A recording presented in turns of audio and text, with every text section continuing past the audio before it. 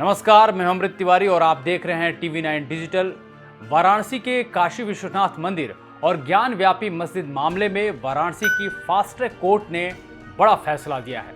Court के जज आशुतोष तिवारी ने ज्ञान व्यापी परिसर का सर्वेक्षण आर्कियोलॉजिकल सर्वे ऑफ इंडिया यानी ASI से कराने की मंजूरी दे दी है। खास बात यह कि सर्वेक्षण का खर्चा सरकार वहन करेगी। दरअसल काशी विश्वनाथ मंदिर और ज्ञान व्यापी मस्जिद का विवाद कमोवेश अयोध्या के राम जन्मभूमि और बाबरी मस्जिद जैसा ही है।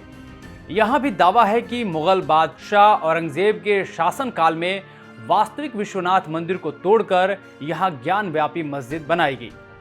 हम आपको विस्तार से बताने जा रहे हैं कि आखिर काशी विश्वनाथ मंदिर और ज्ञान व्यापी मस्जिद का विवाद क्या है।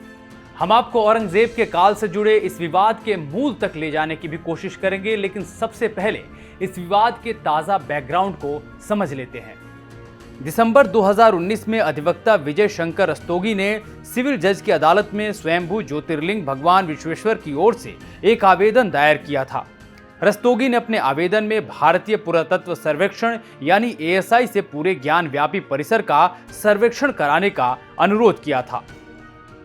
उन्होंने स्वयंभू ज्योतिर्लिंग भगवान विश्वेश्वर के वाद मित्र के रूप में याचिका दायर की थी। इसके बाद जनवरी 2020 में अंजुमन इंतजामिया मस्जिद समिति ने ज्ञान व्यापी मस्जिद और परिसर का ASI द्वारा सर्वेक्षण कराए जाने की मांग पर प्रतिवाद दाखिल किया। पहली बार 1991 में वाराणसी सिविल कोर्ट में स्वयंभू ज्योतिर्लिंग भगवान विश्वेश्वर की ओर से ज्ञान व्यापी में पूजा की अनुमति के लिए याचिका दायर की गई थी। गंगा नदी के किनारे दशाश्वमेध घाट और इससे सटे काशी विश्वनाथ मंदिर और ज्ञान व्यापी मस्जिद के विवाद में कई तरह के दावे हैं। वर्तमान में अगर याचिकाकर्ता के दावे की बात करें तो काशी विश्वनाथ मंदिर का निर्माण लगभग 2050 साल पहले महाराजा विक्रमादित्य ने करवाया था, लेकिन मुगल सम्राट औरंगजेब ने 1664 में मंदिर को नष्ट कर दिया।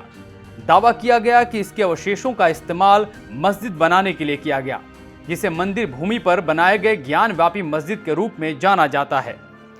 याचिकाकर्ता ने अदालत से मंदिर की जमीन से मस्जिद को हटाने का निर्देश जारी करने और मंदिर ट्रस्ट को अपना कब्जा वापस देने का अनुरोध किया था। चूंकि यह मामला फिलहाल अदालत में विचाराधीन है और अब साक्ष्यों के आधार पर ही मंदिर होने के प्रमाण की तस्दीक हो पाएगी, लेकिन कुछ इतिहासकारों की टिप्पणियां भी काफी अहम हैं और ये बताती हैं कि जिस जगह ज्ञान व्यापी मस्जिद है वहां कभी मंदिर का अस्तित्व था। सबसे पहले तो यह जानना जरूरी है कि ज्ञान व्यापी का मतलब होता है ज्ञान का कुआं, और मस्जिद परिसर में एक कुआं भी है। कहा तो यह भी जाता है कि इस कुएं में मूल शिवलिंग है। जानकारों के मुताबिक ब्रिटिश काल तक हिंदू लोग ज्ञान व्यापी मस्जिद परिसर में जाते थे और यहाँ पर आगमन गंगा स्नान से भी ज्यादा पुण्य माना जाता था। बाद में 1780 में अहिल्याबाई होलकर ने पुरानी जगह के करीब ही नया काशी विश्वनाथ मंदिर बनाया, जो आज भी अस्तित्व में है। 1824 में ब्रिटिश ट्रैवलर रेगनाल्ड हेबर ने लिखा कि औरंगजेब के शासनकाल में हिंदू मंदिर को गिराकर मस्जिद बनाई गई। इस दौरान भी हिंदू विवादित स्थल को पवित्र मानते थे। हेबर ने ज्ञान व्यापी परिसर को अपनी किताब में हिंदू कोर्ट लिखा है और बताया है कि यहाँ पर श्रद्धालु भारी संख्या में आते थे और भजन कीर्तन करते थे। इसके अलावा मस्जिद के पिछली दीवार पर मंदिर के अवशेष भी दिखाई देते हैं। पुराने काशी विश्वनाथ मंदिर और ज्ञान व्यापी मस्जिद को लेकर कई तर्क और कई स्कॉलरों की टिप्पणियों का हवाला दिया जाता है। हालांकि अब असल फैसला तो वर्तमान में भारत की न्याय प्रणाली ही करेगी।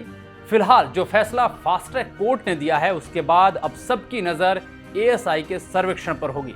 सर्वेक्षण में शायद यह साफ हो जाए कि जिस जगह पर ज्ञान व्यापी मस्जिद है वहां पर क्या वाकई में मंदिर था या नहीं। फिलहाल इस जानकारी पर आपकी क्या है राय, कमेंट सेक्शन में जरूर बताएं। बाकी खबरों के लिए भी देखते रहिए TV9 डिजिटल।